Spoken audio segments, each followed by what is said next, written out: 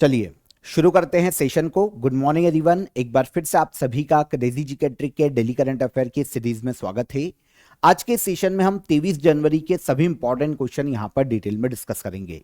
एक एक फैक्ट, एक एक क्वेश्चन को आराम से सुनिए, एंड तक सेशन को देखिए, एंजॉय कीजिए।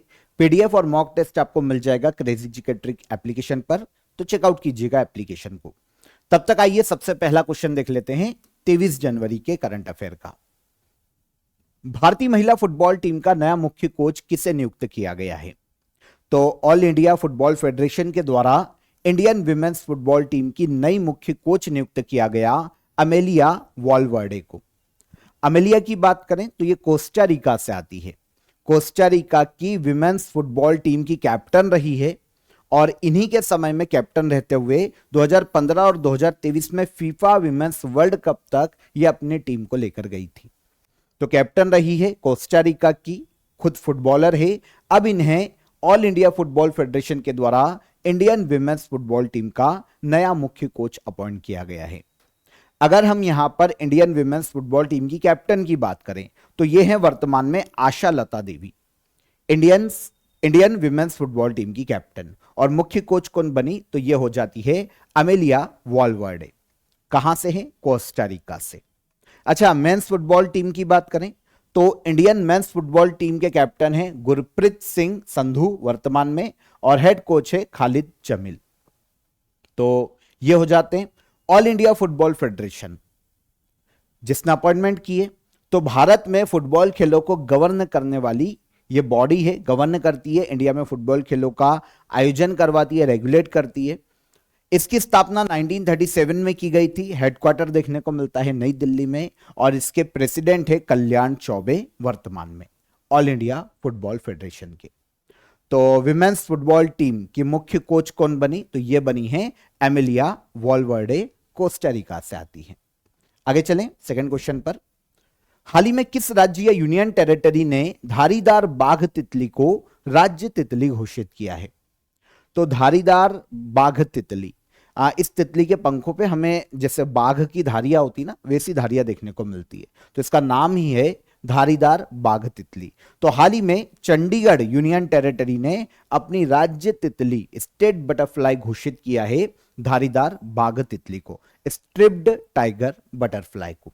किसने घोषित किया? चंडीगढ़ यूनियन टेरिटरी है। चंडीगढ़ के वर्तमान में एडमिनिस्ट्रेटर है, प्रशासक हैं गुलाब चंद्र कटारिया।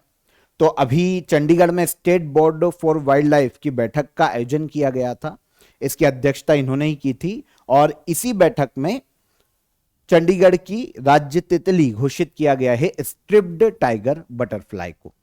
देखिए, ये जो तितली की प्रजाति है ना, इसका कंजर्वेशन किया जा सके, है ना, बायोडायवर्सिटी को प्रोटेक्ट किया जा सके, और स्पेशली इस तितली को संरक्षित किया जा सके, इसीलिए चंडीगढ़ यूनियन टेरिटरी ने इसे स्टेट बटरफ्लाई का दर्जा दिया है।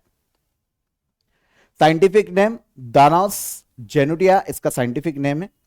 जैसा कि मैंने आपको बताया कि पंखों पर इसके ब्लैक कलर की, व्हाइट कलर की, येलो कलर की कुछ धारियां देखने को मिलती है। बाघ पे जो धारियां होती है ना, वैसी ये दिखाई देती है, तो इसका नाम ही पड़ गया stripped tiger butterfly.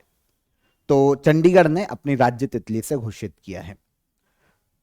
India, Sri Lanka, south east Asia ऐसे क्षेत्रों में ये स्पेशली पाई जाती है, और अधिकतर वर्ल्ड में हमें साउथ एशिया के जो कंट्रीज है वहीं पर ये देखने को मिलती है, इसलिए इसका संरक्षण किया जाना जरूरी है। State board for wild life जिसकी हमने बात की है, जिस बैठक में इसे स्टेट बटरफ्लाई घोषित किया गया है, तो अगर हम state board for wild life की बात करते हैं, ये एक स्टेचुरी बॉडी है, हर राज्य में गठित होने वाला वैधानिक निकाय है। किस एक्ट के माध्यम से गठित किया जाता है? तो वाइल्ड लाइफ प्रोटेक्शन एक्ट 1972, भारतीय वन्यजीव संरक्षण अधिनियम कब लाया गया था, ये क्वेश्चन बनता है। तो ये 1972 में लाया गया था, और इसी के तहत एक स्टेचुरी बॉडी के रूप में राज्यों में गठित किया जाता है state board for wildlife का। State board for wildlife state government को सलाह देता है वन्य जीवों के मुद्दे पर, उनके संरक्षण के मुद्दे पर यह संस्था सलाह देने का काम करती है। केंद्रीय मंत्रिमंडल ने अटल पेंशन योजना को किस वित्त वर्ष तक के लिए आगे बढ़ाने की मंजूरी दी है या जारी रखने की मंजूरी दी है? तो यहां पर बात की जा रही है अटल पेंशन स्कीम की। आपको पता है 2025-26 के फाइनेंशियल ईयर तक ही ये अभी तक लागू थी, लेकिन अब जो यूनियन कैबिनेट है उसने अनाउंस किया है कि अटल पेंशन योजना को 2030-31 के फाइनेंशियल ईयर तक आगे कंटिन्यू किया जाएगा। भारत में जो अनऑर्गेनाइज्ड सेक्टर है ना, असंगठित जितने भी क्षेत्र है, उनके वर्कर्स के लिए एक पेंशन स्कीम सेंट्रल गवर्नमेंट लेकर आई थी 2015 में। इसे लागू किया गया था 9 मई 2015 में ये लॉन्च की गई।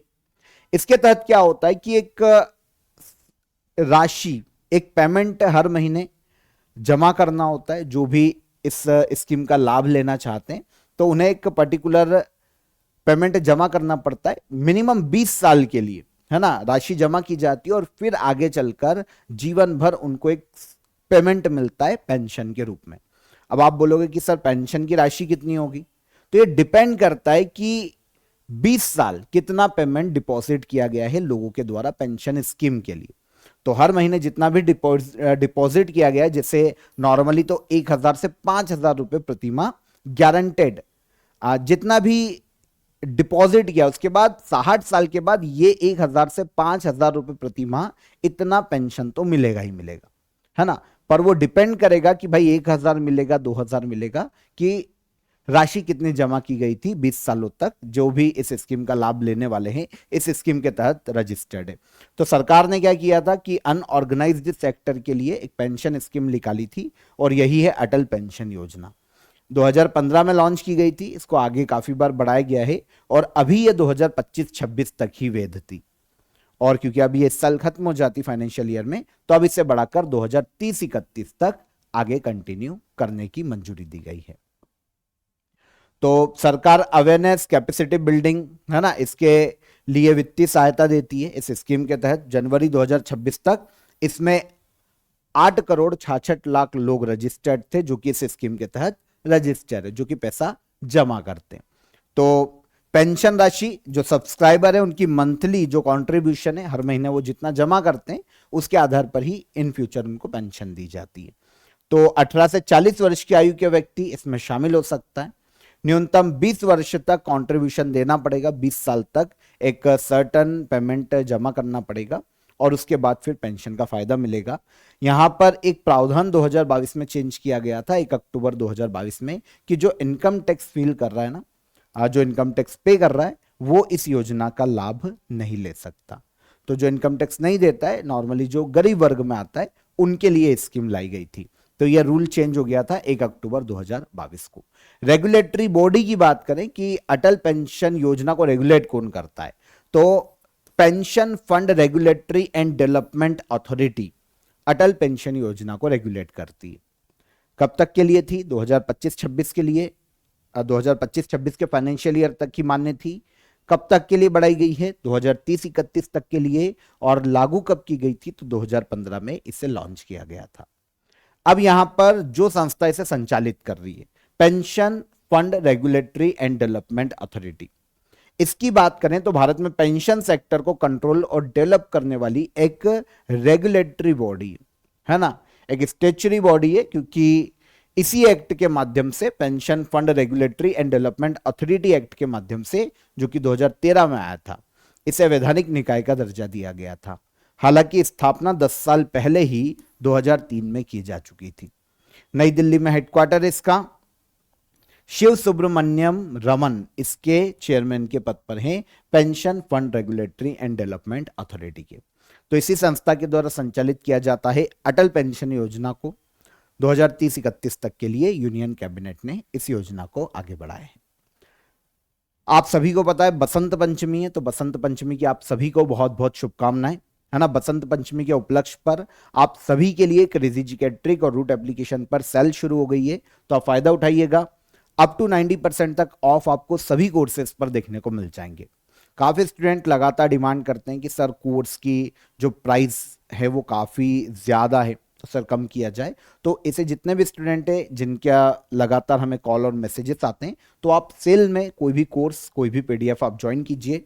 आपके लिए अप टू 90% तक ऑफ मिल जाएगा। और इसके अलावा हेल्पलाइन नंबर आपके लिए रहता है। अगर आपको और अदर कोई भी क्वेरी है, कोई भी आपके लिए क्वेश्चन अगर आपको ऐसा लग रहा है कि आपको पूछना है, तो आप हमारी टीम को कॉल भी कर सकते हैं। ओके, तो चेकआउट कीजिएगा एप्लीकेशन को। अभी आपके लिए सारे कोर्सेस काफी अच्छे प्राइस पर, काफी अच्छे नॉमिनल प्राइस पर देखने को मिल जाएंगे। अप टू 90% तक का ऑफ है ना। तो सभी कोर्सेस बहुत ही मिनिमम प्राइस पे आपके लिए अवेलेबल है। तो चेकआउट कीजिएगा एप्लीकेशन को, और कोई भी आपको हर्डल आता है तो कॉल कीजिए हेल्पलाइन नंबर पर, हमारी टीम आपकी मदद कर देगी। चलिए आगे बढ़ते हैं, हम अगला क्वेश्चन देखते हैं। पराक्रम दिवस हर साल कब मनाया जाता है? पराक्रम दिवस हर साल मनाया जाता है 23 जनवरी को, है ना। कब मनाया जाता है? 23 जनवरी। अच्छा, किसकी जयंती है? तो ये सुभाष चंद्र बोस की जयंती, हमारे जो फ्रीडम फाइटर थे उनकी जयंती पर 23 जनवरी को मनाया जाता है पराक्रम दिवस। और इस बार 23 जनवरी को 129वीं जयंती है सुभाष चंद्र बोस की, है ना। जब इनकी 125वीं जयंती थी 2021 में, तब इंडियन गवर्नमेंट के द्वारा पराक्रम दिवस अनाउंस किया गया था कि 23 जनवरी को पराक्रम दिवस के रूप में मनाया जाएगा। तो 2021 से यह डे मनाया जाना शुरू किया गया सुभाष चंद्र बोस की 125वीं जयंती पर, और अब यह कंटिन्यू मनाया जा रहा है 23 जनवरी को। तो इस बार 129वीं जयंती है नेताजी सुभाष चंद्र बोस की। ठीक है, अगर हम कैजुअली फैक्ट देखते हैं सुभाष चंद्र बोस के, क्योंकि हिस्ट्री से नॉर्मली पूछे जाते हैं, तो इनका जन्म ओडिशा कटक में हुआ था। कटक के ओडिशा में 23 जनवरी 1897 में जन्मे थे सुभाष चंद्र बोस।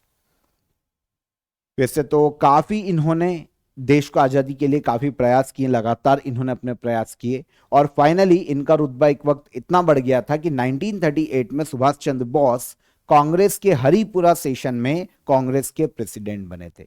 1938 में जो हरिपुर अधिवेशन हुआ था कांग्रेस का, उसमें सुभाष चंद्र बोस को कांग्रेस का अध्यक्ष चुना गया था। और अगले ही साल 1939 में जब त्रिपुरी में वापस अधिवेशन हुआ कांग्रेस का, तब भी सुभाष चंद्र बोस ही अध्यक्ष चुने गए थे। लेकिन महात्मा गांधी के विरोध के कारण फिर अपने पद से इस्तीफा दे देते हैं सुभाष चंद्र बोस। पट्टाभी सीतारामैया को ही हराते हैं, और फिर सुभाष चंद्र बोस अपने प्रेसिडेंट पद से इस्तीफा दे देते हैं और आगे चलकर फॉरवर्ड ब्लॉक की स्थापना करते हैं। एक संस्था है फॉरवर्ड ब्लॉक। ये क्वेश्चन आता है किसने स्थापित किया था? सुभाष चंद्र बोस ने, है ना। 1943 में आजाद हिंद फौज के कमांडर इन चीफ बने, प्रमुख नियुक्त किए गए, और आजाद हिंद फौज में ही रानी झांसी रेजिमेंट का इन्होंने गठन किया था, जिसमें केवल महिलाएं थी, सुभाष चंद्र बोस ने। और फिर गांधी जी ने इन्हें उस वक्त देशभक्तों में देशभक्त का एक टाइटल दिया था सुभाष चंद्र बोस ने। सुभाष चंद्र बोस को गांधी जी ने दिया था। और जब आजादी की लड़ाई अंतिम समय में थी, तो सुभाष चंद्र बोस ने जो महात्मा गांधी थे उनको राष्ट्रपिता के रूप में संबोधित किया था, है ना। तो ये कुछ फैक्ट है, इनको याद रखिएगा। तो जन्म, ये एक फैक्ट आता है कि कहां हुआ है, तो कटक ओडिशा में इनका जन्म हुआ था। ठीक है, पराक्रम दिवस मनाया जाता है सुभाष चंद्र बोस की जयंती पर 23 जनवरी को। आगे चलिए, नुम्बियो सेफ्टी इंडेक्स 2026 के अनुसार भारत का सबसे सुरक्षित शहर कौन सा है? नुम्बियो सेफ्टी इंडेक्स, ये एक ऑनलाइन सर्वे, लोगों की राय के आधार पर, लोगों के अनुभव के आधार पर, उनका जो भी एक्सपीरियंस रहा है ना, जो भी उनका किसी भी व्यक्ति का जो एक्सपीरियंस रहा है, उस एक्सपीरियंस के आधार पर, उनके अनुभव और वोटिंग के आधार पर नुम्बियो सेफ्टी इंडेक्स को निकाला गया। 2026 के लिए इंडेक्स आया है, और इसमें इंडिया की सबसे सेफ सिटी की बात करें, सबसे सेफ, सुरक्षित, तो यह घोषित की गई है कर्नाटक का मंगलुरु। सबसे सेफ शहर का टाइटल दिया गया है मंगलुरु शहर को। तो नुम्बियो सेफ्टी इंडेक्स एक इंडिपेंडेंट ऑनलाइन डेटाबेस नुम्बियो के द्वारा तैयार किया जाता है। यह ऑनलाइन डेटाबेस ही है ना। सर्बिया के बुडापेस्ट में इसका हेडक्वार्टर है, और वहीं से ये रेगुलेट होता है, याद रखिएगा। तो इंडिपेंडेंट ऑनलाइन डेटाबेस नुम्बियो के द्वारा ये जारी किया जाता है, इसीलिए इसका नाम है नुम्बियो सेफ्टी इंडेक्स। 2026 के इस इंडेक्स में 304 शहरों को रैंक किया गया है। और क्या देखा जाता होगा कि सबसे सुरक्षित शहर कौन सा है, एज टूरिस्ट के घूमने के लिए सबसे सुरक्षित शहर कौन सा है, सबसे कम क्राइम कहां पर होते हैं, है ना, और लोग कितने ज्यादा मतलब सुकून फील करते हैं किसी शहर में जाकर, कितना इंडिपेंडेंटली घूम पा रहे हैं, इन सभी अलग अलग इंडिकेटर्स के आधार पर एक सुरक्षित शहर की यहां पर रैंक तैयार की गई। 304 सिटीज को यहां पर रैंक किया गया और इसमें भारत की सबसे सेफेस्ट सिटी की बात करें तो यह घोषित की गई है बेंगलुरु। हालांकि ये इस इंडेक्स में 46 रैंक पर है। कौन सी रैंक पर? 46 रैंक पर। अगर वर्ल्ड की सबसे सेफ सिटी की बात करें इस इंडेक्स के अकॉर्डिंग तो ये चाइना की किंगदाओ शहर है। चाइना का किंगदाओ शहर इस इंडेक्स में सबसे सेफ सिटी घोषित किया गया है। सेकंड नंबर पर अबू धाबी को रखा गया, यूएई का शहर है। थर्ड पर रखा गया कतर के दोहा को। ये टॉप 3। इंडिया की ओर से अगर सेफेस्ट सिटी की बात करें तो बेंगलुरु कर्नाटका का 46 रैंक पर। इसके बाद गुजरात का अहमदाबाद रखा गया है 87 रैंक पर और फिर राजस्थान का जयपुर रखा गया है 106 रैंक पर। उसके बाद फिर काफी अलग अलग रैंक है, लेकिन यहां पर जो मेन रैंक है वो मैंने आपको बता दी। इंडिया से ये टॉप 3 है, वर्ल्ड से ये टॉप 3 है। तो वर्ल्ड का सबसे सेफ शहर किंगदाओ 304 शहरों की सूची में, चाइना का किंगदाओ, और इंडिया की ओर से बेंगलुरु कर्नाटका का शहर सबसे सेफ। सूचकांक नुम्बियो सेफ्टी इंडेक्स से, ठीक है, नागरिकों के अनुभव, उनके द्वारा जो वोटिंग की जाती है, जो क्राउड सोर्स्ड डेटा है, उसके आधार पर इसे तैयार किया जाता है। पहली बार इसकी शुरुआत की गई थी 2009 में। और जो नुम्बियो नाम की जो डेटाबेस, ऑनलाइन डेटाबेस है, इसका हेडक्वार्टर अगर हम देखें तो यह देखने को मिलता है सर्बिया बेलग्रेड से, यह रेगुलेट होता है। आगे चलिए, भारतीय स्कीमर संरक्षण परियोजना हाल ही में किस नदी के बेसिन में लॉन्च की गई है? तो एक इंडियन बर्ड, इंडियन स्कीमर है ना, एक पक्षी है, इसके कंजर्वेशन के लिए एक प्रोजेक्ट लॉन्च किया गया है, इंडियन स्कीमर कंजर्वेशन प्रोजेक्ट, और यह लॉन्च किया गया है गंगा नदी बेसिन में। नॉर्मली भारतीय स्कीमर गंगा नदी बेसिन और उसकी सहायक नदियों में पाया जाता है, तो इसके संरक्षण के लिए इंडियन स्कीमर कंजर्वेशन प्रोजेक्ट की हाल ही में शुरुआत की गई। यह है इंडियन स्कीमर। शुरू किसने किया है? दो संस्थाएं यहां पर इंक्लूड है, एक तो है बॉम्बे नेचुरल हिस्ट्री सोसाइटी और सेकंड है national mission for clean Ganga. एक प्राइवेट और एक एनजीओ के रूप में काम करता है, और national mission for clean Ganga आपको पता है सेंट्रल गवर्नमेंट का एक मिशन है। तो इन दोनों ने मिलकर गंगा बेसिन में इंडियन स्कीमर कंजर्वेशन प्रोजेक्ट को लॉन्च किया है। इंडियन स्कीमर भारतीय रूप से अगर इसका नाम देखें ना तो इसे पनचीरा या पंछीड़ा के नाम से भी पुकारा जाता है अलग अलग जगह पर स्थानीय रूप से, और ऑल ओवर इंडिया इसे इंडियन स्कीमर के नाम से पुकारा जाता है। एक पक्षी की एक ऐसी स्पीशीज जो कि IUCN की इंडेंजर्ड कैटेगरी में शामिल है, तो इनके संरक्षण के लिए इनका संरक्षण किया जाना चाहिए। इसीलिए यूनियन मिनिस्टर ऑफ जल शक्ति CR पाटिल ने देहरादून से इस प्रोजेक्ट की शुरुआत की है। प्रोजेक्ट का नाम क्या है? Indian schemer conservation project. तो गंगा और उसकी जो सहायक नदियां, जैसे चंबल नदी बेसिन है ना, चंबल नदी गंगा की इनडायरेक्टली सहायक नदी है, क्योंकि चंबल यमुना में मिलती है और यमुना गंगा में मिलती है। और इसके अलावा अपर गंगा, प्रयागराज, ऐसे अलग अलग क्षेत्रों में विक्रमशिला गंगटिक डॉल्फिन सेंचुरी, यहां तक इस प्रोजेक्ट को लागू किया जाएगा। और इन क्षेत्रों में गंगा नदी बेसिन में जहां भी इंडियन स्कीमर मिलते हैं वहां पर उनका संरक्षण के लिए प्रयास किए जाएंगे। तो इन नदी क्षेत्रों में रेयर इंडियन स्कीमर पक्षी का संरक्षण करना इस प्रोजेक्ट को लागू किए जाने का मुख्य उद्देश्य है। Indian schemer conservation project Ganga नदी घाटी में इसे लागू किया जा रहा है। अगर ये इंडियन स्कीमर को देखेंगे ना, इसकी आगे की जो नीचे वाली चोंच होती है वो बहुत बड़ी होती है, ऊपर वाली चोंच बड़ी नीचे वाली चोंच से छोटी होती है। तो क्या होता है, पानी में ये मछली पकड़ने में इसके लिए बहुत ही सहायक होती है। तो इसकी अगर पूरे वर्ल्ड में ग्लोबल पॉपुलेशन देखे इंडियन स्कीमर की, तो पूरे वर्ल्ड में ऑलमोस्ट 4000 के आसपास ये देखने को मिलेंगे पूरे वर्ल्ड में। अब यहां पर इंटरेस्टिंग ये है कि 90% पॉपुलेशन जो है वो इंडिया में इनकी, और उसमें भी ये गंगा नदी बेसिन में देखने को मिलते हैं, इसीलिए इनका संरक्षण किया जाना जरूरी है ना। IUCN की इंडेंजर्ड कैटेगरी में इसका साइंटिफिक नेम है रिंचॉप्स अल्बिकोलिस, साइंटिफिक नेम, और देखने को मिलता है गंगा नदी बेसिन में। बॉम्बे नेचुरल हिस्ट्री सोसाइटी, सबसे पहले इस एनजीओ की बात करते तो मुख्य रूप से वाइल्ड लाइफ कंजर्वेशन के लिए संस्था काम करती है। 1883 में गठन, मुंबई में हेडक्वार्टर, प्रवीण सिंह परदेसी इसके प्रेसिडेंट के पद पर है।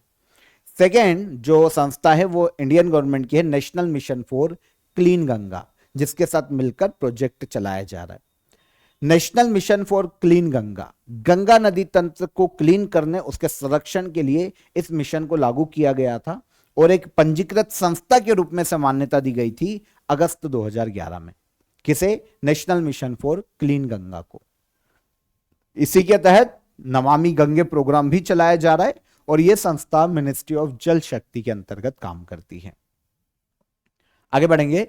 भारतीय भूवैज्ञानिक सर्वेक्षण, जिसे कहा जाता है जियोलॉजिकल सर्वे ऑफ इंडिया, इसने 65वीं केंद्रीय भूवैज्ञानिक प्रोग्राम बोर्ड की बैठक कहां आयोजित की है? तो देखिए, एक बोर्ड मीटिंग हुई है, यहां पर ये समझिएगा, किसकी? Geological survey of India. आपको पता है भारत में खनिजों के खनन के लिए और जिम्मेदार संस्था है, खनिजों के खनन के लिए, उनके लिए रिसर्च के लिए काम करने वाली संस्था है जियोलॉजिकल सर्वे ऑफ इंडिया। इसकी 65वीं central geological programme board meeting का आयोजन हाल ही में किया गया भारत की राजधानी नई दिल्ली में। कहां आयोजित हुई है? नई दिल्ली में इसका आयोजन किया गया बोर्ड मीटिंग का। बैठक की अध्यक्षता भारत के मिनिस्ट्री ऑफ माइंस के जो सेक्रेटरी है पीयूष गोयल, केंद्रीय मंत्री, इनके द्वारा की गई थी। बैठक का उद्देश्य क्या है? हर साल एक बार इसका आयोजन किया जाता है, तो इस बार ये 65वीं बैठक है। भारत में इंपॉर्टेंट मिनरल्स जितने भी इंपॉर्टेंट खनिज है उनकी खोज करना, खोज में तेजी लाना, नई नई टेक्नोलॉजी के यूज को बढ़ावा देना, मिनरल्स के खनन के लिए, उनकी खोज के लिए, और सभी एजेंसीज जितनी भी है इंडिया में मिनरल्स के क्षेत्र में जो काम करती है उनके बीच तालमेल बनाया जा सके, इन सभी मुद्दों पर यहां पर चर्चा की गई है। तो जियोलॉजिकल सर्वे ऑफ इंडिया की 65वीं सेंट्रल जियोलॉजिकल प्रोग्रामिंग बोर्ड का आयोजन या इस बैठक का आयोजन किया गया नई दिल्ली में। सेंट्रल जियोलॉजिकल प्रोग्राम बोर्ड, यह संस्था इसलिए काम करती है कि भाई राज्य और केंद्र मिलकर काम कर सके, मतलब कोई भी काम का दोहराव नहीं होना चाहिए। राज्य सरकारें और सेंट्रल गवर्नमेंट मिलकर काम करे और जो भी रिसोर्सेस है उनका सही ढंग से उपयोग किया जा सके। इसीलिए सेंट्रल जियोलॉजिकल प्रोग्रामिंग बोर्ड यह संस्था है और इसकी मीटिंग हर साल आयोजित की जाती है। और ये जो बोर्ड है ये काम करता है किसके अंडर में? जियोलॉजिकल सर्वे ऑफ इंडिया के अंडर। ठीक है, तो इसी ने जियोलॉजिकल सर्वे ऑफ इंडिया, इसने 65वीं सेंट्रल जियोलॉजिकल प्रोग्राम बोर्ड की मीटिंग का आयोजन किया है नई दिल्ली में। उद्देश्य आपको समझ में आ गया। जियोलॉजिकल सर्वे ऑफ इंडिया, इसके बारे में आपको बता ही चुका हूं। इंडिया में मिनरल्स रिसोर्स की खोज करना, उन पर रिसर्च करना, है ना, रिसर्च को बढ़ावा देना, नेचुरल डिजास्टर से रिलेटेड डेटा रिलीज करना, ये सारे काम हैं जियोलॉजिकल सर्वे ऑफ इंडिया के। इसकी स्थापना 1851 में की गई थी। भारत का सबसे पुराना संगठन माना जाता है, मतलब जितने पुराने संगठन हैं उनमें से एक। कोलकाता में हेडक्वार्टर और मिनिस्ट्री ऑफ माइंस के अंतर्गत यह संस्था काम करती है। आगे चलिए। खेलो इंडिया विंटर गेम्स 2026 का आयोजन कहां किया जा रहा है?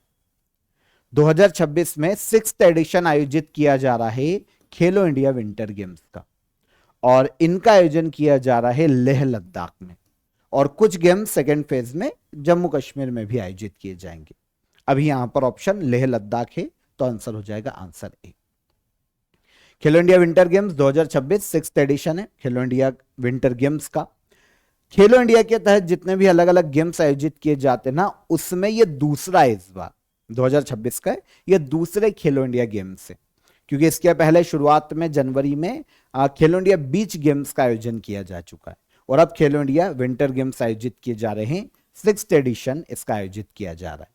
लद्दाख के लेह में यह शुरू हो चुका है। 1000 एथलीट इस इवेंट में इस बार भाग ले रहे हैं, और पहली बार फिगर स्केटिंग को भी इसमें खेल के रूप में जोड़ा गया है। 2 फेज में आयोजित होंगे खेलो इंडिया विंटर गेम्स। पहला फेज लेह लद्दाख में, सेकेंड फेज आयोजित किया जाएगा जम्मू कश्मीर के गुलमर्ग में स्नो इवेंट के लिए।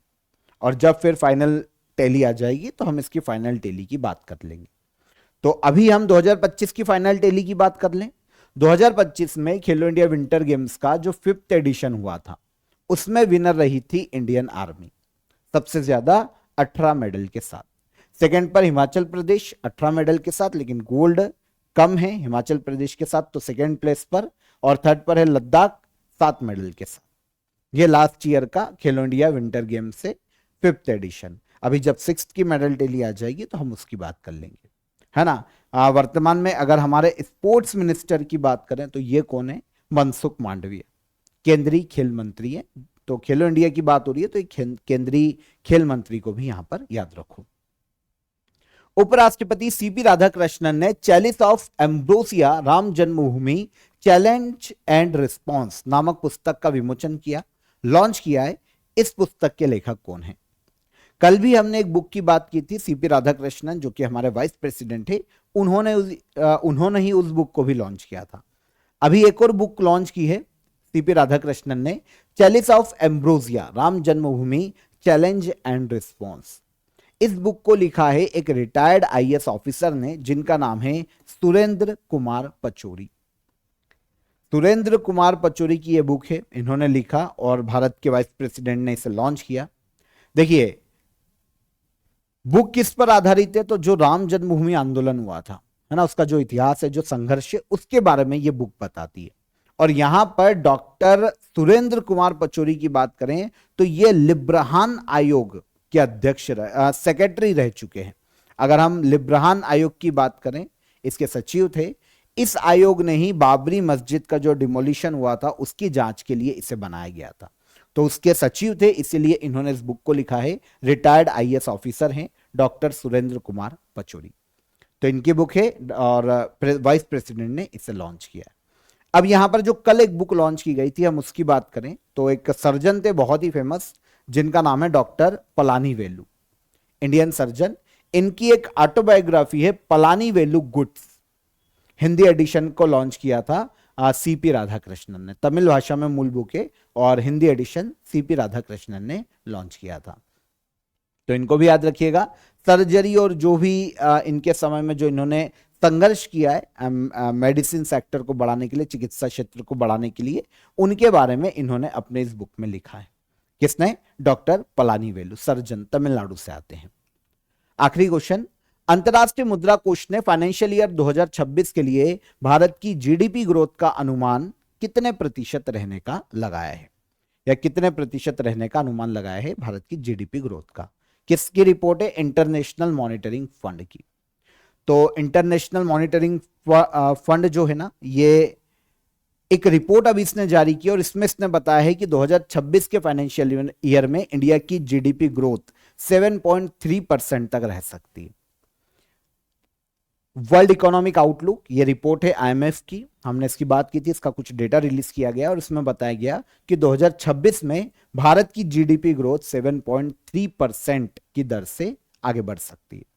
पहले आईएमएफ का ही अनुमान था कि हमारी जीडीपी ग्रोथ 2026 में 6.6% रहेगी, लेकिन अब इस अनुमान को बढ़ा दिया गया है। अनुमान में 0.7% की वृद्धि की गई है। पहले अनुमान 6.6% का था और अब यह आईएमएफ ने कर दिया है 7.3% का। और इसके अलावा वर्ल्ड के बारे में जो बताए हैं आईएमएफ ने अपनी रिपोर्ट में, वर्ल्ड के बारे में बताया गया कि वर्ल्ड की growth rate, GDP growth rate 3.3% तक रहेगी 2026 में।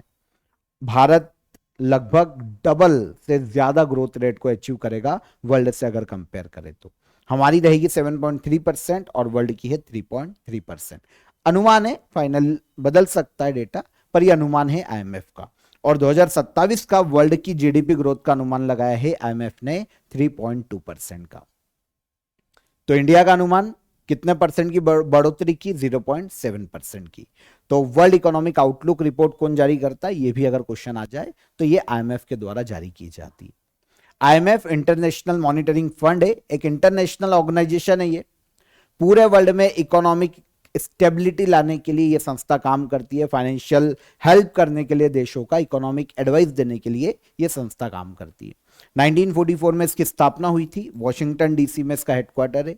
स्थापना 1944 में हुई है, काम करना इसने 1945 में शुरू किया था।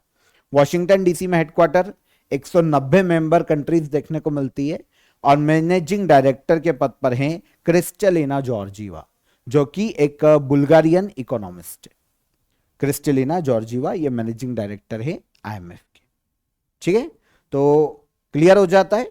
23 जनवरी के हमारे सभी करंट अफेयर यहां पर हमने डिटेल में डिस्कस किए। लास्ट डे की करंट अफेयर को एक बार रिवाइज कर लेते हैं, हम देख लेते हैं। एशिया विनिर्माण सूचकांक 2026 में भारत की रैंक क्या है? तो यह रैंक क्या है इंडिया की? 6th। साइना नेहवाल ने बैडमिंटन खेल से संन्यास की घोषणा की है। इन्हें किस वर्ष पद्म भूषण दिया गया था? तो 2016 में इनको पद्म भूषण दिया गया। 21 जनवरी 1972 को किन 3 राज्यों का स्थापना दिवस या पूर्ण राज्य का दर्जा दिया गया था? कौन से 3 राज्य? त्रिपुरा, मणिपुर और मेघालय। भारत, श्रीलंका और मालदीव के मध्य अभ्यास दोस्ती के कौन से एडिशन का आयोजन किया गया? तो यह एडिशन है 17th एडिशन। उपराष्ट्रपति सीपी राधाकृष्णन, अभी हमने बात की पलानीवेलु गुड्स, यह बुक है डॉक्टर सी पलानीवेलु के जीवन पर। साल का पहला उष्ण कटिबंधीय चक्रवात नौकेन किस महासागर में आया? तो यह वेस्टर्न पैसिफिक ओशन में देखने को मिला। भारत की पहली वंदे भारत स्लीपर ट्रेन किस रूट पर चलाई जा रही है? तो गुवाहाटी से हावड़ा इसे चलाया जा रहा है। तमिलनाडु सरकार द्वारा घोषित सेम्मोजी इलक्की विरुधु पुरस्कार की पुरस्कार राशि कितनी है? तो इस साहित्य पुरस्कार की पुरस्कार राशि होगी 5 लाख रुपए। राष्ट्रीय आपदा मोचन बल हर साल अपना स्थापना दिवस कब मनाता है? तो यह अपना स्थापना दिवस मनाता है 19 जनवरी को। और कुंभलगढ़ वन्यजीव अभ्यारण्य, जिसे हाल ही में इको सेंसिटिव जोन घोषित किया गया, किस राज्य में स्थित है? तो यह देखने को मिलेगा राजस्थान में। ये करंट अफेयर कल के थे, रिवाइज कर लिए हमने। अब क्वेश्चन ऑफ द डे का आंसर। पहला क्वेश्चन था 2025 में यूएस ओपन के मेन सिंगल का खिताब किसने जीता? तो कार्लोस अल्कराज ने जीता था। 2025 का रेमन मैग्सेसे अवार्ड इंडिया की एक ऑर्गेनाइजेशन को पहली बार मिला है। इंडिया में किसी ऑर्गेनाइजेशन को पहली बार मिला है, यह है एनजीओ एजुकेट गर्ल्स। सरस्वती सम्मान की स्थापना कब की गई थी? तो यह स्थापना की गई थी 1991 में। के बिरला फाउंडेशन यह अवार्ड देता है हर साल साहित्य के क्षेत्र में। तो ये तीनों क्वेश्चन के आंसर। अब आज के question of the day. Khelo India winter games का आयोजन पहली बार कब किया गया था? साइना नेहवाल को किस वर्ष पद्म भूषण से सम्मानित किया गया? ये तो इजीली बता दोगे। और आखिरी बार भारत के किस व्यक्ति को नोबेल पुरस्कार दिया गया था? ऐसे व्यक्ति जो कि इंडियन सिटीजन है ना, भारतीय मूल के नहीं पूछा है, जो इंडियन सिटीजन है। तो ऐसे किस व्यक्ति को आखिरी बार नोबेल दिया गया था? तीनों क्वेश्चन के कमेंट में आंसर कीजिएगा। सेशन पसंद आया हो तो लाइक और शेयर करके जाइए और चेकआउट कीजिए एप्लीकेशन को। डेली करंट अफेयर की पीडीएफ मिल जाएगी आपको, वो ले लीजिए और चेकआउट कीजिए। बसंत पंचमी की सेल चल रही है आपके लिए, तो आप फायदा उठाइए। कल फिर मुलाकात करेंगे नेक्स्ट डे के करंट अफेयर में। तब तक ख्याल रखिएगा अपना। जय हिंद, जय भारत।